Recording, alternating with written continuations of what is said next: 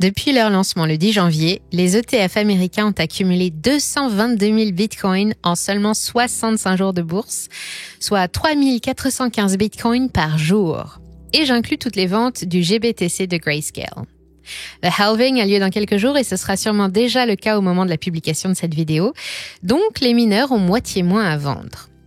À cela s'ajoute l'approbation des ETF spot Bitcoin et Ethereum par la Securities and Futures Commission de Hong Kong.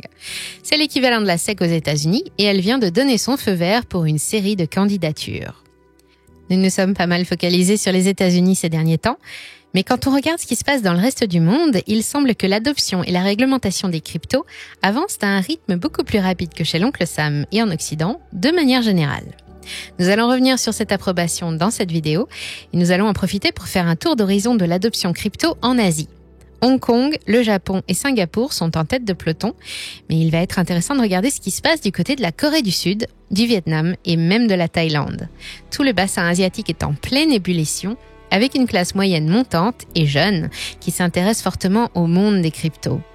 Mais juste avant, on a une annonce à vous faire. Nous venons de lancer une toute nouvelle newsletter spécialisée dans la crypto. Vous rêvez de tirer profit du bull run actuel? Alors ne manquez pas cette opportunité unique d'accéder à nos analyses de marché, nos présentations de projets à fort potentiel ou encore nos rapports de tendances émergentes qui feront l'avenir de la blockchain. Rejoignez-nous dès maintenant en cliquant sur le lien en description. C'est 100% crypto, 100% gratuit. On n'attend plus que vous.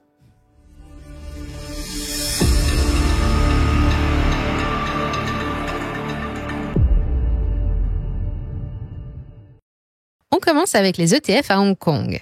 Pour ceux qui suivent de près cette affaire, elle n'est pas tombée du ciel. Cela fait déjà plusieurs mois que le régulateur, la SFC, communique sur le sujet. Depuis décembre 2023, plusieurs circulaires montraient que le territoire voulait permettre aux fonds autorisés une exposition aux actifs virtuels et donc aux ETF sur les actifs virtuels spot. Il y a eu un certain nombre de gestionnaires d'actifs qui se sont rapidement montrés intéressés pour se lancer dans l'arène. Le succès des ETF spot aux États-Unis a évidemment joué un rôle, montrant l'attrait que pouvaient avoir ces nouveaux produits financiers. Parmi ces gestionnaires d'actifs, on retrouve le China Asset Management, Harvest Global Investments, Bozera Asset Management ainsi que Hashkey Capital. Ils font partie des plus grosses sociétés de gestion de fonds en Chine avec toutes des filiales à Hong Kong. Ils n'ont pas le même poids que des acteurs comme BlackRock ou Fidelity avec leurs trillions de dollars sous gestion. China Life Asset Management gère tout de même plus de 600 milliards, mais ce n'est pas le plus important. Là où la stratégie asiatique se démarque largement, c'est l'approbation des ETF spot sur l'Ether, la deuxième plus grosse crypto en termes de capitalisation. Et ça, c'est énorme sur tout niveau timing.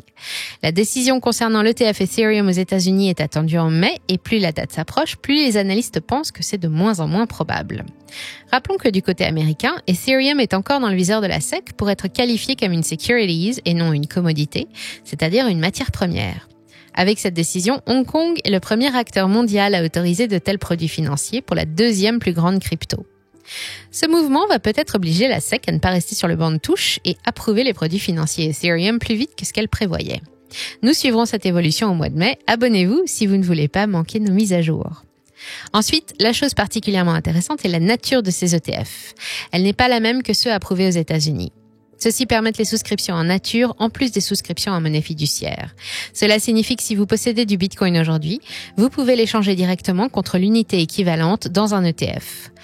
Aux États-Unis ou ailleurs, c'est uniquement une approche en espèces. Vous devez utiliser de l'argent pour investir dans ces produits, tout comme n'importe quel autre fonds commun de placement potentiel que vous voulez acheter.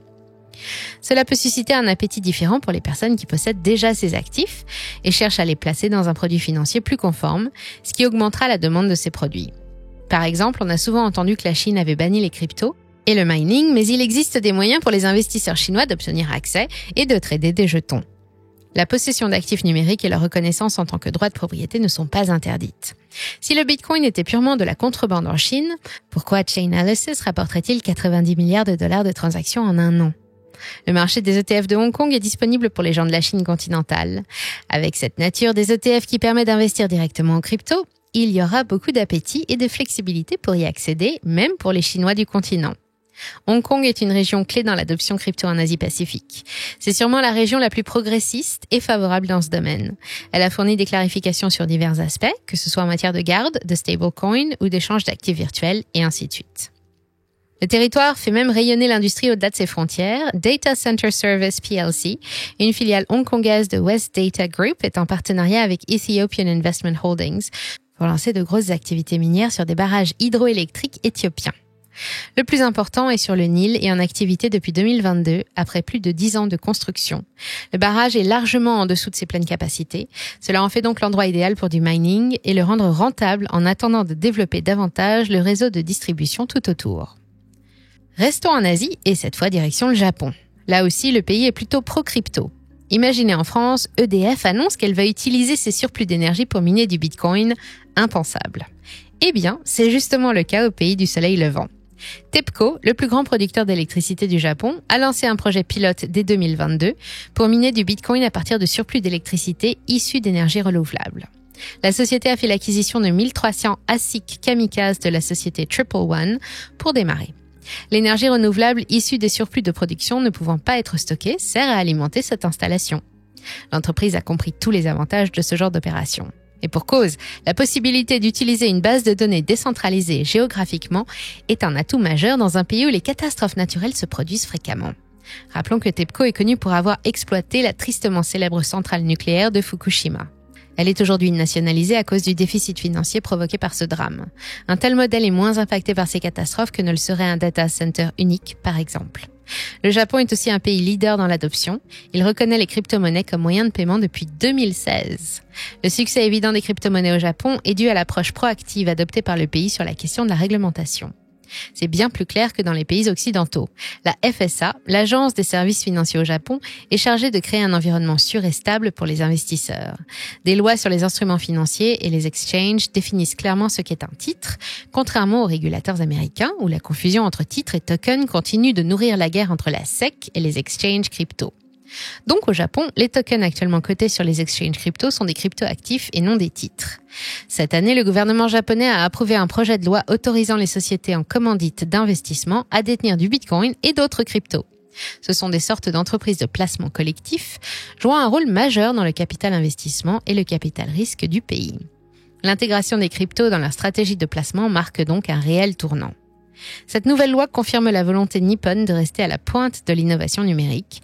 Ce n'est pas un hasard si le pays a décidé de travailler aux côtés de Singapour, qui est d'ailleurs notre prochaine destination. L'adoption y avance beaucoup, comme le confirme la dernière étude d'Independent Reserve, une bourse de cryptographie singapourienne. Son but est de publier l'Independent Reserve Cryptocurrency Index, l'IRCI. C'est un indice qui correspond à une note sur 100, conçu pour refléter l'attitude de la population envers la crypto dans 3 domaines clés, la sensibilisation, l'adoption et la confiance. L'enquête se déroule sur un échantillon de 1500 résidents de Singapour en partenariat avec Toluna, un fournisseur indépendant d'informations sur les consommateurs. Cet indice a déjà 4 ans d'existence et la note a augmenté par rapport à l'année dernière, passant de 55 à 56 en 2024. Voici quelques chiffres importants. 89% des Singapouriens connaissent au moins une crypto-monnaie. 40% possèdent ou ont détenu une crypto au cours des 12 derniers mois. La majorité des investisseurs hold du Bitcoin et 55% des Singapouriens pensent que la crypto sera largement acceptée par les gens et les entreprises dans la vie de tous les jours. Il y a clairement un sentiment croissant de confiance et d'optimisme sur le marché. On observe une baisse du sentiment négatif, moins de personnes regardent la crypto avec aversion et suspicion. Plus de Singapouriens croient en la viabilité à long terme de l'industrie, peignant une image de confiance et d'acceptation croissante. 53% des personnes interrogées se disent susceptibles d'investir dans la cryptographie au cours de la prochaine année.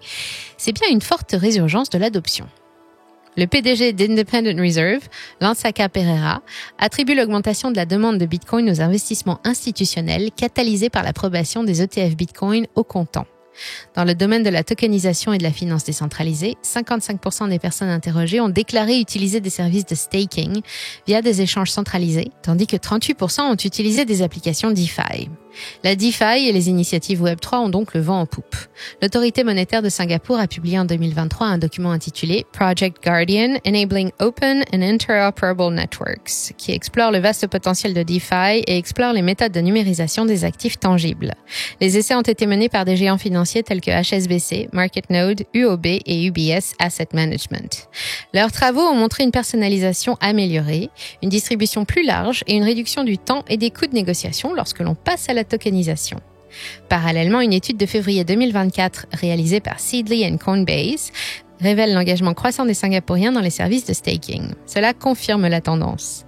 Pour résumer la situation, les pratiques d'investissement cryptographique de Singapour reflètent sa position, visant à devenir l'un des principaux centres de technologie financière en Asie, aux côtés de Hong Kong.